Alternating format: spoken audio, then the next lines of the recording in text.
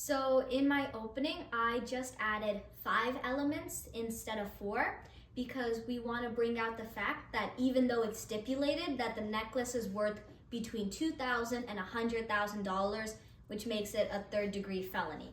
And we want to put that out there so that if the prosecution doesn't bring it up, then it gives us another reasonable doubt to work with.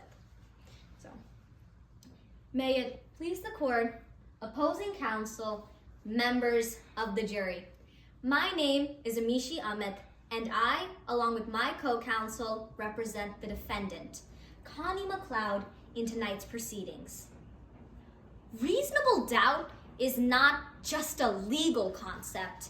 Tonight, it takes the form of an actual person, Robin Locksley. We urge you to listen closely for this name.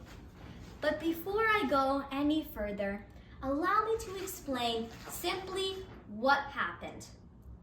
On the night of October 30th, 2024, someone broke into Ruffed Grouse High School. They smashed through concrete flooring in a basement room and uncovered a time capsule that was buried there in 1905. That's the extent of it. Now, there is no record of what was ever placed in this time capsule.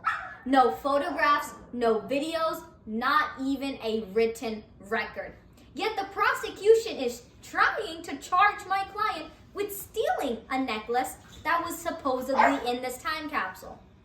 However, we know that this isn't true because the necklace in question had been a gift from my client's grandmother to her. Nothing more. So why are we here today?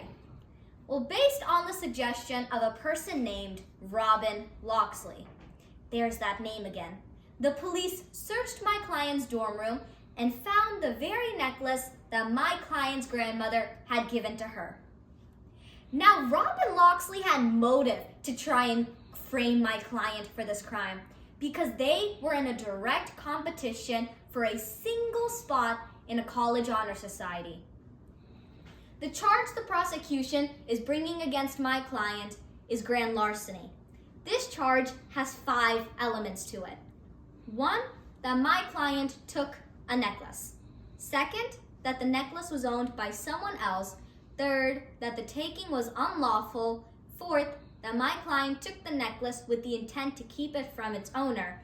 And 5th, that the necklace in question has a value of $2,000 to $100,000. Now, the prosecution has the duty of proving all 5 of these elements beyond a reasonable doubt. Members of the jury, this is the highest burden in our legal system. Now, you just heard from the prosecution. They came up here, I do a little flip. Additionally, at the end of tonight's trial, the prosecution will fail to meet their burden. You will be left with reasonable doubt, and it takes the form of an actual person, Robin Locksley. Members of the jury, listen closely to the testimony provided today. You will hear that the prosecution can't place my client at the crime scene, and that the prosecution can't place the necklace in the time capsule. Tonight, we will call 3 witnesses to the stand. First, historian Mandy Montoya will tell you about Robin Locksley's obsession with this time capsule and their desire to dig it up on their own.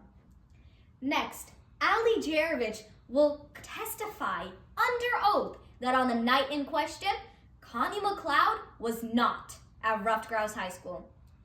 Lastly, you will hear from my client herself.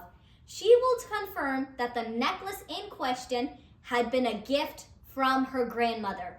Nothing more. Make no mistake about it, my client is innocent of the charges being brought against her. And at the conclusion of tonight's trial, my co-counsel, Mark Barbrack, will stand before you and review the evidence presented. He will remind you that it was Robin Locksley who had the means, motive, and opportunity to commit this crime, not my client. He will then respectfully ask that you return a verdict in favor of the defense, finding Miss Connie McLeod not guilty of grand larceny. Thank you.